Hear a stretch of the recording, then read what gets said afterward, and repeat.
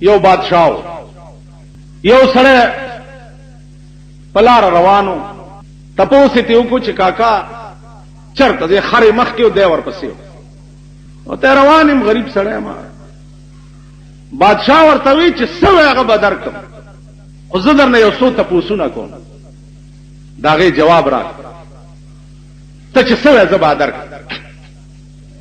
اخر والا ورته چې وای و اول خو می دا سوال در باندې چې د دنیا منځ کم یو خروالاو خو زمونږ د پاکستان خروالا نه او خيار خروالا هغه ورته د دنیا منځ ویلو و راځه دا خو دې ول دومره معمولی خبر او کړه چې ما دې خرطم معلوم دی بادشاہ اوس خروالا ته دا پته نشته چې دا بادشاہ دی خو یاسي 500 سور سړی دی او سړی ور سره خر له امتیازي ورغلي دي خو چې امتیازي کړی ول دا د دنیا منځ زما خر د بل ځکه امتیاز نه کوي دا منځ دی او بادشاہ سلام دا صاحبہ وي که یقین دې ناراضي نو بس پړې راواله او کچاوای سلور والا طرف ته دنیا کچ کا دای منځ دی او زه مزدور سړیم ز خپل کار پسې روان بادشاہ و او په سم بلا و او د دنیا کچ کولې سوک شي د دنیا منځ دی کنه ورته بس یو پښتنه در نه بل کوم چې د اسمان ستوري څومره دي د اسمان ستوري ویل دا ماته معلومه روان دي په لار د شګو یو لوی ډیره په مخ ورغله ویل دا شګي دی ویل د اسمان ستوري دومره دي که یقین دې ناراضي نو وېش مارا دا ذرات شماره دومره بادشاہ خدا کاکا اخیرینه تپوس در نکوما چې دی وخت کې خدای څه کار کوي دی وخت ورته وی برادر دو سوالونه مې در ستا حل کړ زه پیدا روانم ته پاس سورې دومره سپک خوراته مګوره ترا کوشا لخت والا دا خرشړه زب په دې اس سور شو بیا ته تاسو کو زب جواب در الله دې سره د عقل بادشاہ په غرونو سر را کوشو خروالای په اس کینو له د لګر لخت واغسته خرشړه کلا کلا سره د عقل او سره د عقل لیونه په غرونو سر شوي ولې سره د عقل کتا سو خیالو کې په پاکستان کې صرف دیر ډیویژن ته د اسلام ډیر ضرورت و یعنی آغاز د اسلام د دیر نه کیږي با سواد ډیویژن نو مې دا دیر سره غار حرا دی چې اول اسلام بد دغه ځای نه را دغه کی تاسو الله دې چې چانه فهم والی چانه عقل والی چانه سمجھ بادشاہ سره د عقل پټه پړوند کو را کوشو خروالای په اس کې نو له د لارګي واغستو خاري شړل ویلو تاسو کا ویلې پدې مې پوي کچ دی وخت کې خدای څه کار کوي هغه اصل لته ورکړه ویل دی وخت کې خدای دا کار کوي چې تا نه اس واغستو مال راکړو او لاړو تاسو خیال دی وخت کې خدای څه کوي نو د خدای شؤون دي شان دي بار وخت کې خپل خپل شان اوس دی وخت کې څه شان دی دی وخت کې دا شان دی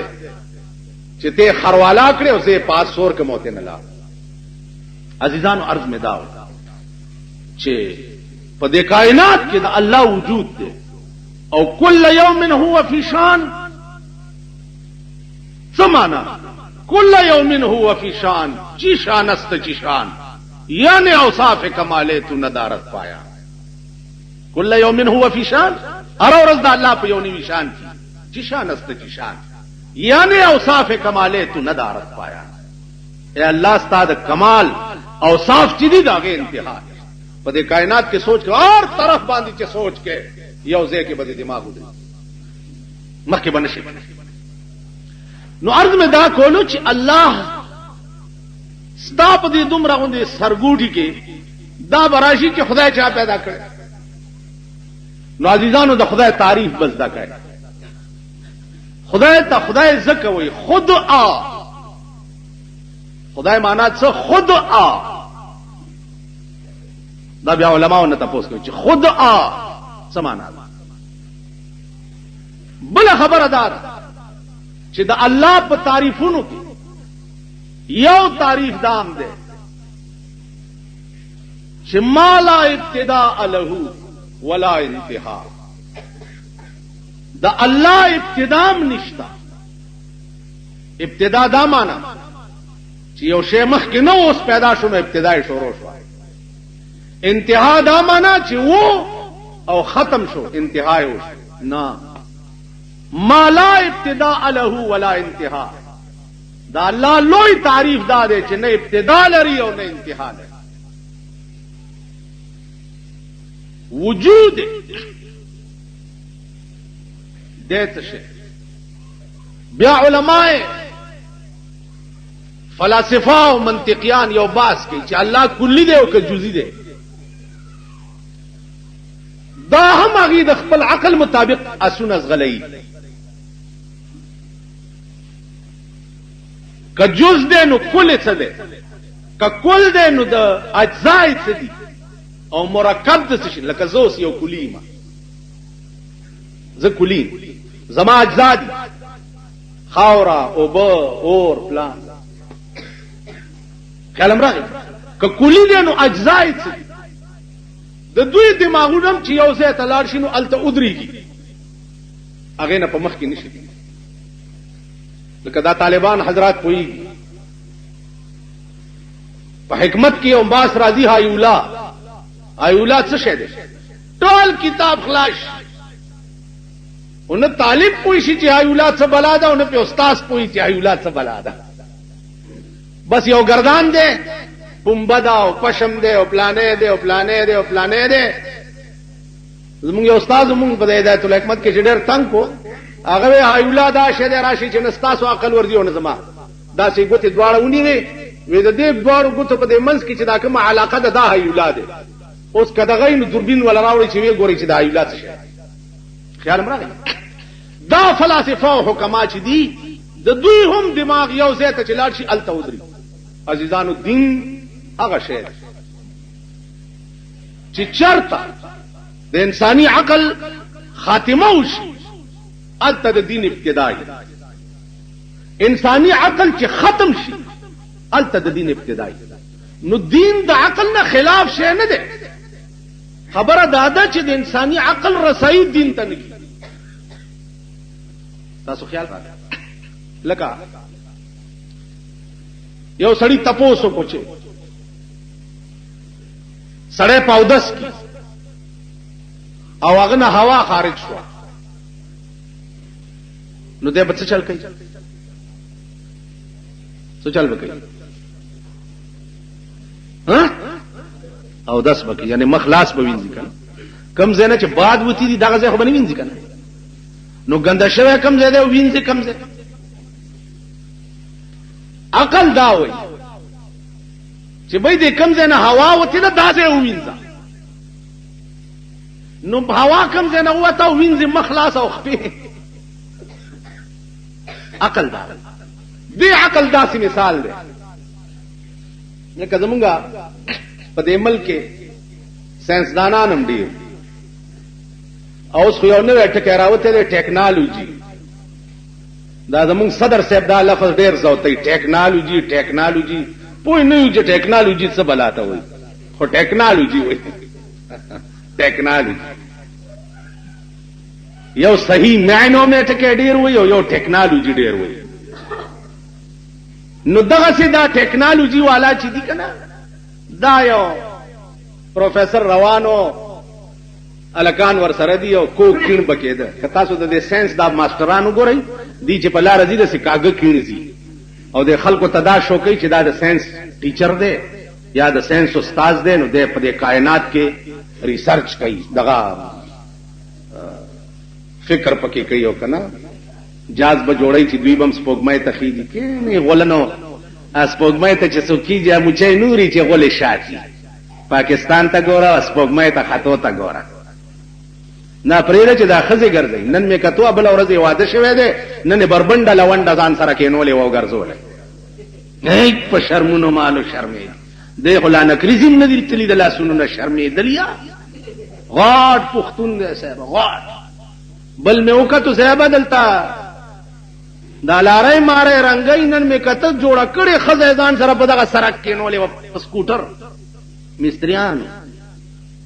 اوس به د غریب څخه غم جاړي مونږ به د غریبانو مرګرتیا کوله چا ہے دوی سره زیاتې کیږي او دا غریب نه لوی زن طلاق نشته د وس نشته وس د وس نشته او گربه مسکین اگر پرداشتے گربه مسکین اگر پرداشتے تخم گنجش از هوا برداشتے و دی غریب پیشو کچرتا وزر لرلی غریب پیشی مزوبه تا وزر ورو لگاوا پا دیملا او وائلو زوا نو دی غریبی پیشو کچرتا وزر لرلی نو پا هوا کی بے دمارغانو بیڑا تبا کڑے پا هوا دا غریب تا تاسو مونگا چی لک خیو وسم نشت چاله چی سکوٹر خدای ورکڑے داغا حالو گورا چاله چی موٹر سیکل خدای ورکڑے داغا حالو گورا چاله چی موٹر خدای ورکڑے آخو دے پنالت داغا حالو زما عزیزانو عرض میں داو چې خپکه گئی ما ټول د هلاکت او د تباہی په کشتۍ کې سواریو او کشتۍ په گرداب کې ګیره ده د غرقېدو انتظار کوي چې کله بغرقي انتظار دا کوا دا انتظار مکوه چې په دې ملک بچرته خیر ورځي راځي او تب خکېږي یا تا ته د سکون ژوند ملاويږي او د زړه تسکین بدرته ملاويږي دا انتظار مکوه د تباہی کشتۍ کې سورې او کشتۍ گرداب کې ګیره ده اوس انتظار د غرقېدو کوا چې غرقېږي بکله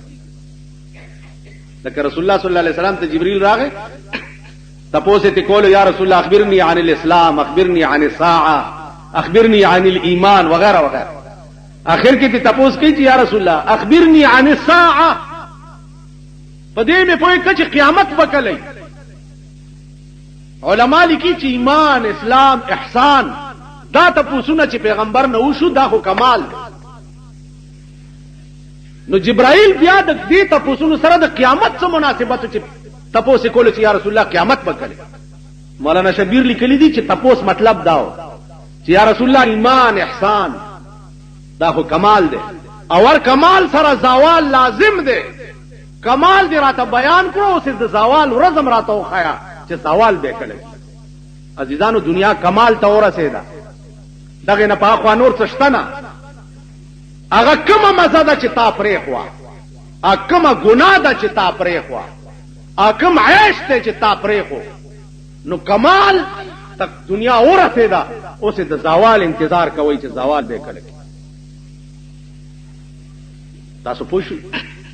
عرض میں داو چې قران کریم چې څه ویلي په دې شپاړه سنې یقین لري مولانا تنویر رحمت الله علیه ته یو سړی راغی و یو بزرګ ته یو سړی راغی چې صاحب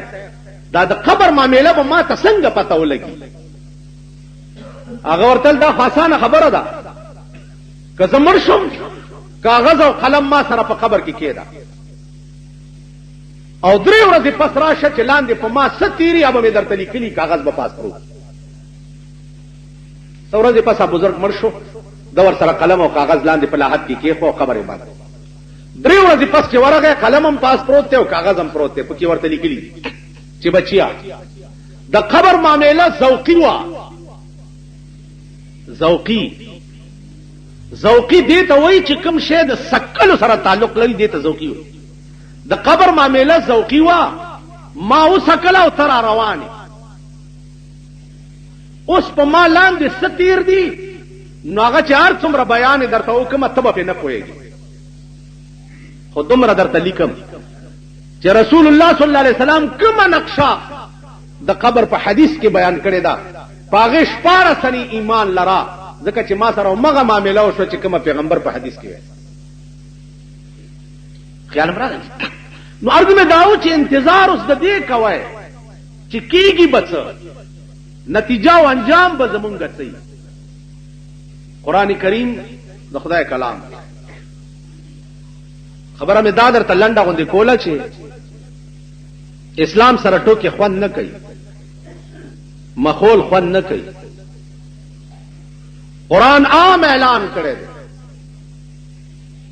چې یا ایها الذین آمنوا ادخلوا فی السلم کافة، ادخلوا فی السلم کافة ولا تتبعوا خطوات الشیطان. اے ایمان والاو ادخلوا فی السلم کافة، پټول اسلام کې داخل شئ. ولا تتبعوا خطوات الشیطان، د شیطان د لارو اتباع مکه. افتؤمنون ببعض الكتاب وتکفرون ببعض، په بعض کتاب ایمان راوړه او په بعض مراوړه، دا کار مکوئ.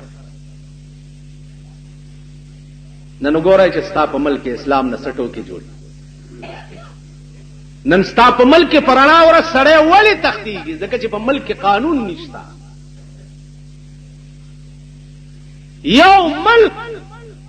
په اعتبار د قانون سره دومره یتیم او دومره خوار نه دی لکه پاکستان چې په ملک قانون نشته. ایس مجرم ته د خپل جرم سزا نشته. پلانی ځای سړیو تختولو، پلانی ځای هلکو تختولو، پلانی ځای باندې ډاکه پریوته، پلانی ځای کې لارۍ وشو کوله. دا ولې دي؟ ځکه چې قانون د ملک دومره نرم دی چې سزا پکې نشته. زه درته د یو غل نه لاس پرې کوم، او په پاکستان کې دا आवाज وشو چې غل نه لاس پرې کیږي، ته وګوره چې ستا په ملک بیا څوک د غلا نامه وایي. سړی به بوزي چټ براشي چې 3 لک روپۍ راولېږه، کینی کټ ورپسې راوړه چې مړې یوسي. موټر به وتښتئ، جواب براشي چې 40,000 روپۍ راولېږه، موټر به. دا ګناه د چا ده؟ ګناه د حکمران طبقه ده چې په ملک قانون تباه دی. په ملک قانون شته نه. ستا کور به، ستا جائیداد به، سړی به پکې زورګیر شي. 14 کاله مقدمه ور سره کوه، د خپل کور نه به سړی نشي ویست. هغه ورځ یو فیصله م کوله، یو ما ته په غوسه شو، ویل ما سره ظلم کېږي، لږ کور دې وران شه چې وران نشي. 4 کاله دې کری هم نه ده ورکړې، جائیدادم د بل دی. 15,000 روپۍ الټه ما په مالک جائیداد کې خو چې دوی له ورم کا. ویل اوس تم را سره زیاته او کو 1,000 به راته تیارسته. دا کوم انصاف دی؟ کرایدار خو د یو میاشتې اجاره دار وي. 100 روپۍ میاش مې یو ځای در کړی، خو چې پهله تاریخ راغی 100 روپۍ دې راکړې او درته مې وی چې لرې کېږه، یو سکند به پکې نشي سارې دی، کډه به بار کړي. دا خبره به په تاسو ښه لګي نه؟ انصاف دا شی د ملک قانون دی. صاحب 14 کاله به دیوانی مقدمه کېږي، غړنجېږي، را غړنجېږي، غړنجېږي. تاریخ شو 24 شو 28 شو، د بلې میاشتې 29 شو، دا پلانې شو پلانې شو. اربونه روپۍ په دې عدالتونو خرج دی. د ملک د فیصلو دا حال. شریعت قربان د شریعت نه. شریعت خو د جماعت خبره ده. رای والا را پیش کا او گواہی په وکاو، یا ته لاس غوس کا یا ته سر پرې کا، خبره اخلاص. هغه آدم خوري چې رانیولې دوی غړنجېده را غړنجېده، نن اعلان وکړو چې پانسی کوي. څه چالي کړی آدم خور؟ ماشومان یې خوړلي، سوی خوړلي دي، اته سلويختې خوړلي، اته یې پیدا نه کړه. بیا دوی دا آدمخور رانیولی دی په خپل زوی اچولی دی، خپل زوی سره د دوی په مخ کې بدفعلي پې کړې. دا د دوی هغه انټاروګیشنونه دي. عزیزانو عرض مې دا و چې دا هغه ورځې انتظار کوئ چې د شپې سملی او سهار را پاسې نه تاسو یې او نه دا دنیا یې. ملک انصاف نشتا، انتها ده د ظلم، انتها ده د ظلم. سره سترګه دې وه وخت تېرېږي به، سره سترګه دې نه وه که در نه ښځه چا بوتلم والله که څوک دې تپوس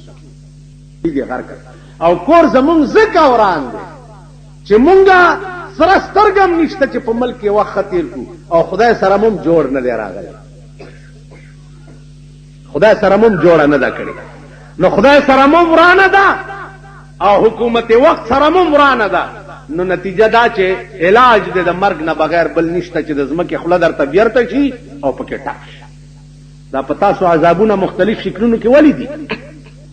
ترامنډه کې پولیس سره داس چلو که دا عذاب د پولیس په شکل کې در باندې نازل و،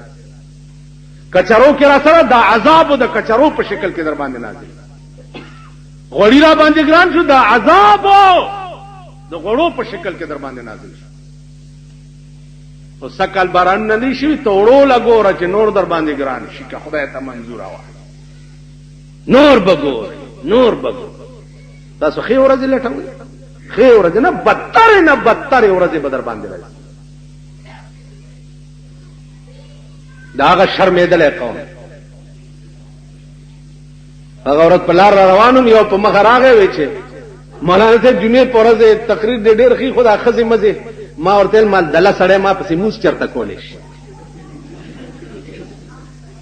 ما پسې چې مونځ کوي دا ټول نران دي ما چې د چا ښځې سپینې بورکې په سره او په کورونو کې په ستر ناست، د چا ښځې چې د کلو شاملات یې ما پسې مونځ نشي کولی. پرېږدم هم نه چې ستاسو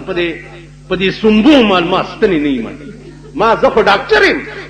کونینو ستن چې چاته په کوناټي کې وی پرې پرې نارې به درنه وي، کونینو ستنې دي. شرمېدلو د هغه قوم شو او د هغه. نو یو طرف مه ګرموه، د بل جانب ته هم سوچ وکړه چې دا زمونږ کم وس او کم اختیار دی، دا مونږ څه کوو. تاسو ووایئ په ایمان زمونږ په دې ملک کې چېرته شریفان پاتې شو؟ شریف سړی څه ته وایي؟ دا خانان مانان چې دي چې کینی شریفان دسي. چرته خان ګوره د ډمتوب دکانې ویسته، چرته خان ګوره میوزیک سنټرو دکانونه د چا دي؟ د خانانو دي. وی سی آرونه د چا په کور کې پراته دي؟ د خانانو. دا بلو پرنټونه د انډیا والا د چا په کور کې چلیږي؟ د چا ښځې ګوري؟ د خانانو. شریف سړی، شریف زه هغه سړي ته وایم چې ښځه یې سوټې تپي، پردي لوښي وینځي او بېګاله روټۍ کوي. د چا ښځې چې په چادرو کې او بربنډې ګرځي دا شریفان؟ شریف دې ته دوی چې کینی مونږ ته رزیلان وو. رزیل هغه څوک چې د چا ښځه بربنډوي، رزیل هغه چې د چا لور بربنډوي، رزیل هغه چې د چا زوی ګانډي. مونږ شریفان، مونځ ټیم راشي مونځ کوو، جنازې ټیم راشي جنازه کوو،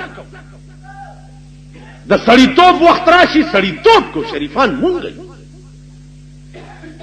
تاسو پوه شئ؟ دا زمونږ ملک دی، دا زمونږ خلق دی. تاسو غریبان دغه خلکو ته بیا نینی چینی کی، د دوی ښځې ته تاسو بیبي وایئ. بیبي بیبي دسې او بیبي دسې. بیبي ورته مه وایه، خوار شي، یا ورته خره وایه، یا ورته بوره وایه، یا ورته ګډه وایه، یا ورته بیګمه وایه. بیبي بیبي خو بیبي عایشه وه، بیبي خو بیبي فاطمه وه. بیبي بیبیانې خو هغه څوک دي چې د 90 کالو شوې، د 90 کالو او په 90 کالو کې د خپل کور د کوسې مخم نه دلیدلې 90 کاله د کور د کوسې مخ نه دلیدلې بیمار ده او تر اخیری سلګي چې نر ډاکټر مال رانه ولې ډاکټر رانه ولې خزه ډاکټر وینا خزولم ز پرده نخ کار کو مړه شو خزه ډاکټر ته امزانو نه خو بیبي خو دې ته وي دا بیبيان زما عزیزان عرض میں داو چې قران کریم چې څه ویلي دي دا رښتیا دي یو ورځ به د بلې نه بدتري بل به د بلې نه بدتري دا سه وخت براشي چې انسانان به وحشیان پلار به د زوی نه پرې پرې ناره وي زوی به د پلار نه پرې پرې مور د لور نه لور د مور نه هر سره به په ځان ځان همغه وخت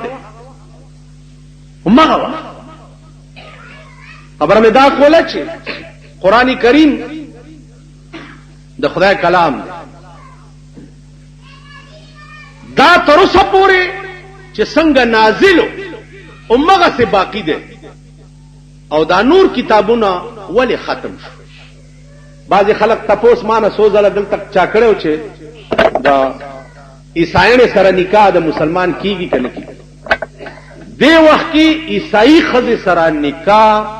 د مسلمان قطع نکیږي ځکه عیسایان نه دي پاتې ټول مشرکان شي هغه عیسائی خزه سره د مسلمان به مسلمانې دونه نکاح کیږي چې کومي عیسائی خزه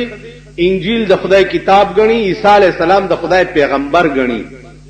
عیسی ته د خدای زوی نه وای بیبي مریم ته د خدای خزه نه وای دا عقیده چې د کومي عیسایانو وینو هغه سره نکاح د مسلمان جایز دی اوس چونکې عیسایت ټول شرک شوی دی لہذا د مسلمان نکاح عیسایانو سره نه ډیرو کړی دي فلالم عیسایانو مسله د سیده مسلې هر چاله معلومه نه مسلو دا ګران کار دی یو دامه واوري چې دا خزه چې یو بل ماشوم لته ور کړی دا مسله ګوره هر چانه تاسو مکوي نه پیار څوک پويږي خاص مفتی او لوی مدرس عالم چې نه نو دا مسله ګوره هر چانه تاسو مکوي ځکه چې یا به حلاله در باندې حرامه کی او یا به حرامه در باندې حلاله کی خیال مرغه چرته سورګری نو شاګل نه چرته یو سړی او سری ګری ته نکریزي ور کړی نو بس هغه سورګری شاګل نو هغه هر سورګری به چې کتونو شاګل بخل کورتل بابا هر سورګری شاګل نه خوار شي یو سورګری شاګل نو چرته مولای د دې دا معنا نه ده چې پاره مسله به پويږي خو عالم سړی نه د رضا د مسلې تپوس کول پکار عالم سړی ځکه چې تاسو پکې یو فرق وایي چې دی جنای چې د دې خزه تیر او دلې ده نو چې کوم الک سره تیر او دلې دی الک له نور کې د بل رور خیال برات بل رور سره خو کېږي ځکه چې دې ته دی الک سره او دلې ده نو دا قسمه مصیبت ډیر جوړي کوم جنای چې د کومي خزه په خلک تی خلک کې دي د دې خزه په ټولو زامنو دا جنای حرام ده کمخ کیو کرو ټیک شو کوم الک چې د کومي خزه په تی باندې خلک کې خوا د دې خزه ټولې لونه په دې الک حرام دي ګوړان دی او کرو خیال امراغه دي از جانب شیر ده اما خواهش شوان واز جانب شیر خار زوجان فرو نو دا مسئله کې هم ډېر احتیاط کوی هر څوک د دې اهل نه چې دا تپوس ته سړی عرض مې داو چې الله هغه ذات ته چې مالا ابتداء له ولا انتها په دې کې نور خبرې دي ان شاء الله بلې جمعه ته تاسو درس کوم اخیری خبره دا ده چې قران کریم په خپل زور هيئت باقی ولې پاتې دي ټکه مې یاد ده زکا چې څومره صحیفه د اسمان نه نازلې وي یاد قران نه سوا د درې کتابونه دي ان له لحافظون ټکه په یو صحیفه او په یو کتاب کې منو الله وی دا قران ما نازل کړی دی او زبد د حفاظت کو دا د حفاظت ټکه د بل صحیفه او بل کتاب متعلق خدای پاک نه دی ویلې او د قران متعلق ولی وي زکه وي چې نور صحیفه او کتابونه وقتی او عارضی قانونو، نو الله داغه د حفاظت ذمہواری نه واغسته چې بس پیغمبر وی قانون به وی، چې پیغمبر ختم شي قانون به هم ختم. قرآن چونکه تر قیامت پورې چلون کې قانونو، نو دا خدشه کې دی شو چې د رسول الله نه رستو دا قرآن کې رد و بدل چرته رانه شي. نو الله وی چې انا نحن نزلنا الذکر وانا له لحافظون. یا الله دې قرآن سره به څه کیږي؟ اے حبیبه قرآن ما نازل کړی دی او زما خدای چې تر سو آباد د قرآن حفاظت بزکو. نو دې کې رد و بدل ځکه نه دی شوی چې د دې څوکیدار چې هغه د خدای ذات ته.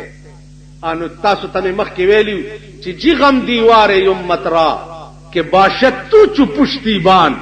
جی غم ز موج بحران را که باشد نوح کشتیبان. وای هغه کشتای ته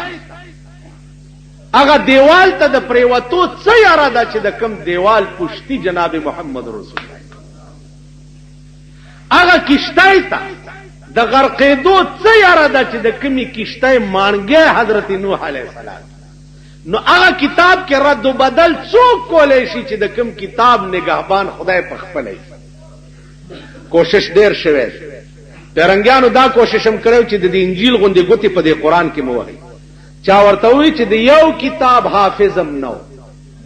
څومره کتابونه چې آسماني نازل دي حافظان پکې نو، واحد کتاب قرآن دی چې دې کې حافظان دي. نو کتاب کې خو به ترد و بدل په کې د حافظانو په سینو سره به څه چل کوي. دا خو مسلمانانو ته یاد دی په جبه. بیا انګريزانو یو بل چل کړی. مليان خو قبر کې دادی دیوی چې دا د قبر معاملې به مونږ معلومو څنګه معلومو به څنګه. سړی مړ شوی خخ کو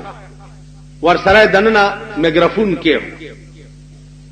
چې د سره څه سوال جواب کیږي چې مونږ یې واورو. لاره تار بوتله ده میل 2 میله سړی خخ کو خلق تلار خو چې نیمه غنټه 13 شو چا وګونو تاسیزونه لګولی داسې आवाज پکې راغی چې ټول په ځای ځای هلاک شو او چاته حل نه وی چې دا आवाज څه شي. کم شي چې قدرت پټ ساتل دي راز څوک نشي معلوموله. واخر دعوانا ان الحمد لله. حضرت حنظله واده شوه دی او د واده ډومبه شپه ده.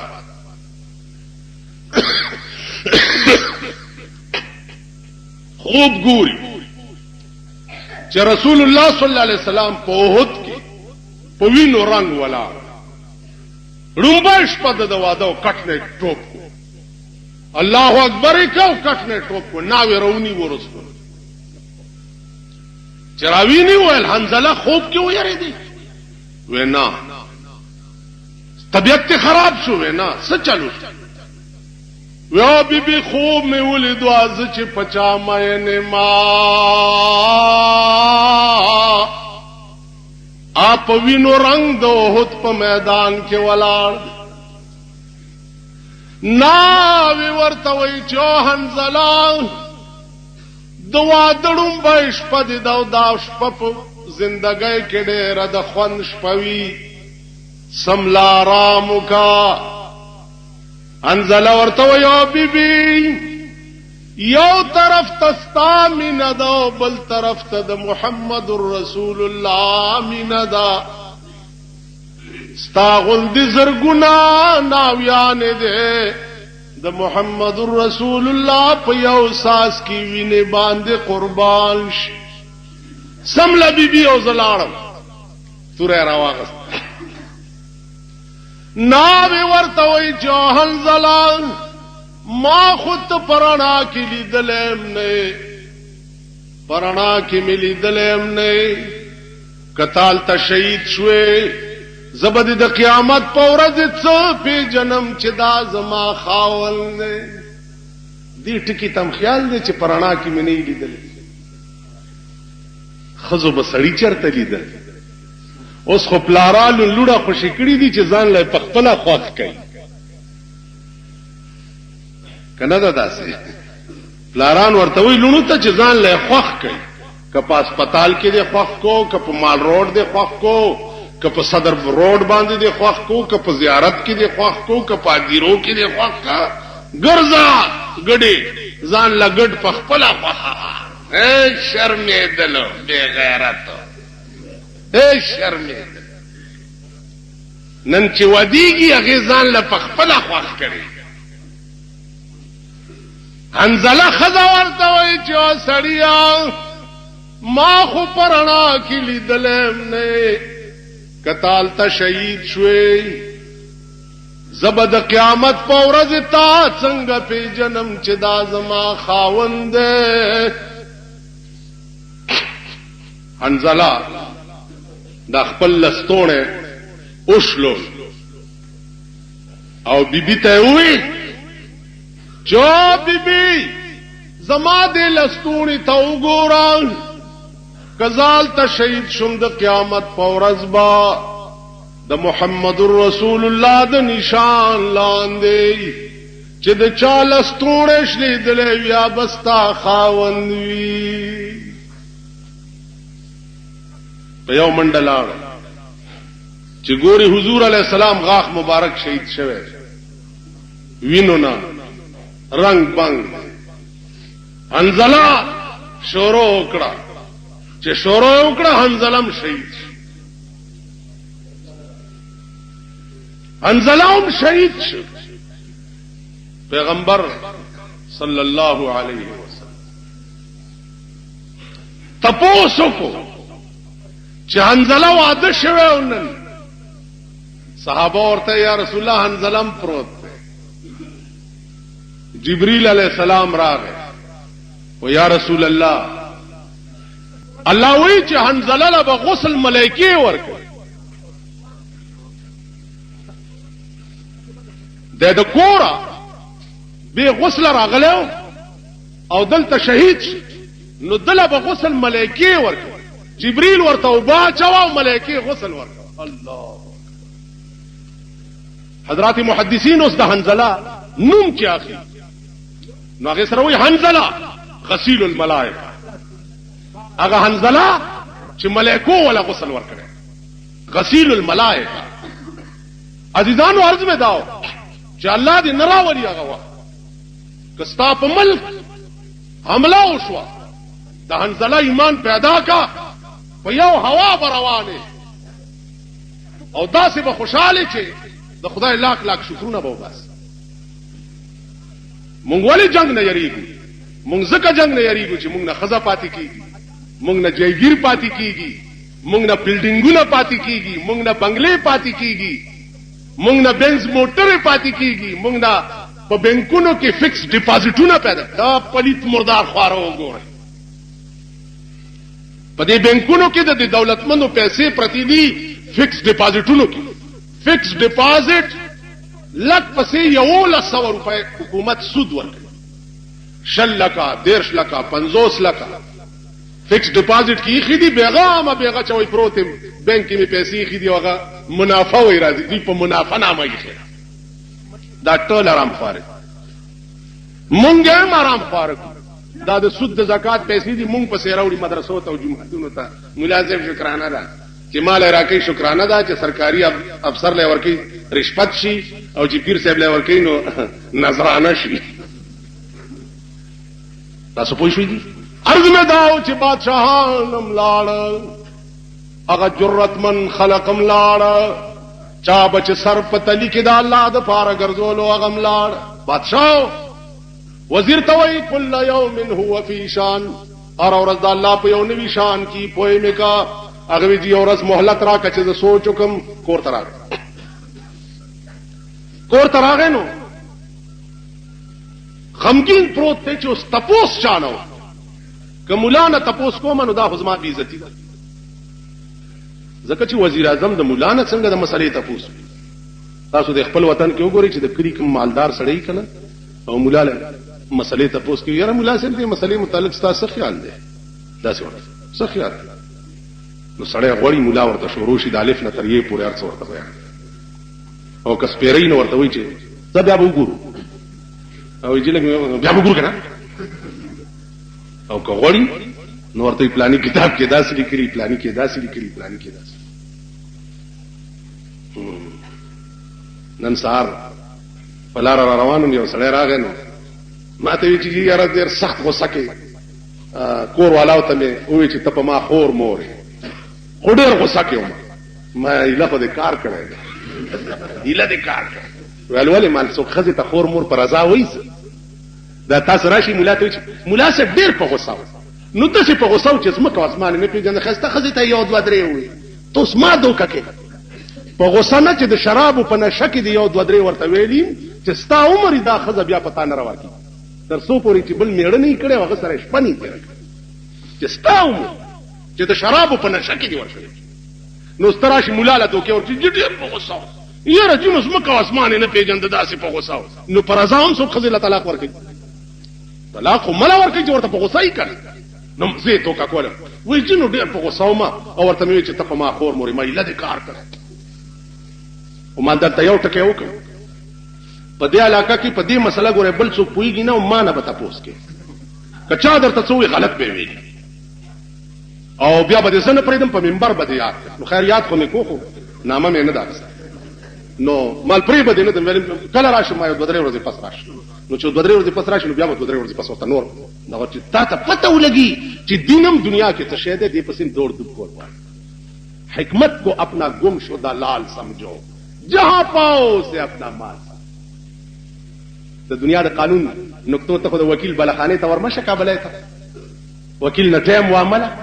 تا له خو د قانون یو نقطه وخت تا د پاره خو د عدالت یو باسو کی چې اول در نظر 2000 روپۍ نه یغس زه د خدای د قانون وکیل مفتم غواړی او الټب ماته خان استاد جی څه خیال دې مسلې متعلق ورته نه پوهیږم نه خیال نه پوهیږم ځه رخصه بیا راشه ورته بیا راشي ورته دین معشوقه ده او معشوقه وي جوړې دي په مخ د فراق خو نکړې لارې ته په کوم دلیل زما د مینې داوا ده دا نن تاسو ته دا دین سپکم زکه سپک زکه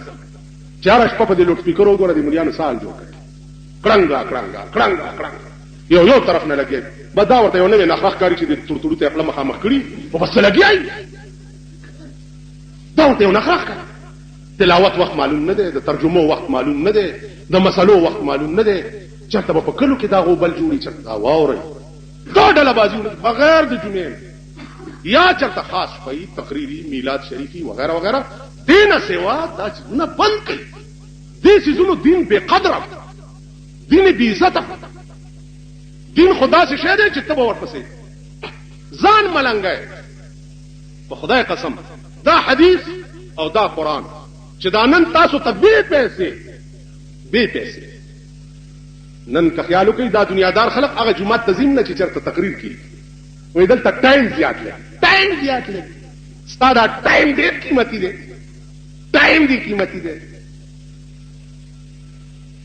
ټایم زیات دا مونږ به قدر هغه شی نه دی چې په دې منبر علما او تاسو ته بیان دا چې ورپسې ګرځي د قیامت علامو کې به یو علامه دامي چې سلوي اختراز به یو معمولی مسله پسې سړی ګرځي د سیمولا باندې پیدا کیږي چې معمولی مسله هغه حالات جوړيږي لګیا زما عزیزان ورزمه دا چې د دین یو خاص وخت دغه قدر او وقار بس باریکات د دین با محفوظ ساتي ابو بکر صدیق شاهی پرې خو غدا شو دي دا حدیث امام بخاری رحمت الله علیه با هر لف قدمه پس 2 رکعات نفل وکړه چې خدای مال دې دا توفیق راکړي چې ستاسو پیغمبر په حدیث پسې زرا وایي یو حدیث دا ته حدیث چې ترجمه کې بیان نه زموږ مولا دی نه شپه ګوري نه ورځ ګوري کتاب راغست تاسو پوښتنه مونږ ته پکار دي چې لږ سوچو علم راکې راشي خو عقل راکې نه فکر راکې نه د وخت مقتضیات نه پیژنو د وخت نزاکت نه پیژنو د سړي شان او شوکیات هر سړي ته وګوري داغه د شان مناسب خبرې به ورسره کوي سړي ته وګوري چې د کم مزاج دی نو هغه مزاج مطابق خبرې به ورسره سړی اکړ خان غوندیو او راغه تاسو وکړه ورته نیم خبر دي بل مولا لاش اوس ما ته وایي چې او ته دومره لوی مولا زه چا درته ویلي چې لوی مولا مخاش زه خلا چړم نه ځه تاسو پوښتنه بادشاہ وزیر اعظم اوس دا تصور کوي چې مولانا تاسو کوم زما بي عزتي ده اوس څوک غلام ود اگر هغه ته تاسو کې چې صاحب ولی پریشان ورته بادشاہ رانه مسلې تاسو کړې ده زه والله کته کوی وې څه مسله ده نو ته څه پوي وې صاحب زه څه پويګم چې دا دین میراث ته د غریبي سینې دین ده دا میراث ته د غریبي سینې همیشه قران او حديث اوږي نهاري تګي سینې د یو زمانه نه بلې زمانه ته نقل کړي مالدار سينو قران د یو زمانه نه بلې زمانه ته نه نقل کړي غریب او اوږي سینې دا زه غریبم ستا غلامم زه پوهیږم وی کل یوم هو فی شان الله وی هر ورځ د خدای په یو نوی شان کې بادشاہ وی چې هر ورځ دا نوی شان معلوم کړي چې دا دې غلام ورته وی ما بوزه بادشاہ له ستا په ځای جواب ورکړ ډېر سبا غلام را روان کو بادشاہ ورته وزیر اعظم ته چې تاسو ته وکړو مسلې پته دی ولګول یو چې زما دا غلام به جواب درکړي هغه ته داسې کوس پاس ګوري چې وزیر اعظم نه پوهیږي نو غلام ورته وای غلام کل یوم هو فی شان هر ورځ د الله په نوی شان کې داسې شي هغه را پاسې دوی وکړه تولج الليل في النهار وتولج النهار في الليل تخرج الحي من الميت وتخرج الميت من الحي وترزق من تشاء بغير سلامونه ملګرو هیلمن یم جوړ روغ د صحت په جامه بیاست د ژوند چارې به مو ښې روانې وي یو ځل بیا د یوې بلې او ښایستې کیسې سره چې د مرګ ورځ نه بدلیږي او یوه لویه کلا جوړه سول د کیسې څخه مخکې که چیرې تاسې زموږ چینل ته نوي راغلي یاست د مهربانۍ له مخې زموږ چینل سبسکرایب کړئ او د نورو ویډیوګانو په تمه پاته سئ زړې در سره وګورئ د مرګ ورځ نه بدلیږي یوه ورځ د دربار پالي د باچا دربار ته راغی او ویل یې زه غواړم یې څه ووایم یوه ورځ به لویه بلا راسي او دا هر څه به پناه کړي باچا له دې عمله خوشحاله سو ځکه چې هغه به د راتلونکي بلا مخه نیسي ده ویل لاس په کار سئ او د بلا مخه ډب کړئ باچا امر وکړ چې د ښار ترکاڼان او خټګردي ژر تر ژره له ښاره د یوې سترې او قوي کلا د چاپېرولو کار پیل کړي دوی په بیړه لاس په کار سول نقشې واچول سولې خلک سول بیروبار سو خټګران او د یوې سترې کلا د جوړولو کار چې ډېره برجوي او لویه کلا و بندوبست وسو له غرونو به یې ډبرې راوړلې او لرګي به یې راوړل کارونه روان وو او کلا کرار له ځمکې سر راپورته کاوه یعنې دیوالونه یې لوړېدل د پالي ټاکل سوي وخت راورسېد پاچا په کلا کې یوې کوټې ته ننوتی دا خونه تر نورو یو څه تیاره او پټه وه خو دی بیا هم په ویره کې و غلامانو ته یې امر وکړ چې ژر سي ځینې وړانګې لا هم دې کوټې ته راځي یعنې هغه سوري هم بند کړئ چې تر کومې وړانګې راځي وړانګې راننوتلې وې ټولې بندې سوې هغه سورې او لارې چې هغه وړانګې ترې راتلې ځکه ویرېدی چې له دې سوریو به بلا دننه راسي څو شېبې وروسته د وړانګو لار هم بنده سوه پاچا ارام سو ساه یې واخیسته او یو اوږد اسویلی یې وکړ خدایه ته رحم وکړې دا اخري خبره یې وکړه لږ وخت وروسته پاچا په تیاره خونه کې د هوا د کمښت له امله ومړ یعنې مړ سو ځکه اکسیجن ختم سو سورې لارې هر څه بندې سوې هوا نه راتلل او د هوا د اکسیجن د امله چې کم سو دی ومړ یعنې دا د مرګ ورځ ده چې په هیڅ صورت نه بدلیدونکې ده که هر څومره کوښښ وسي د مرګ څخه خلاصون نشته تر بیا او بلې کیسې ښې چارې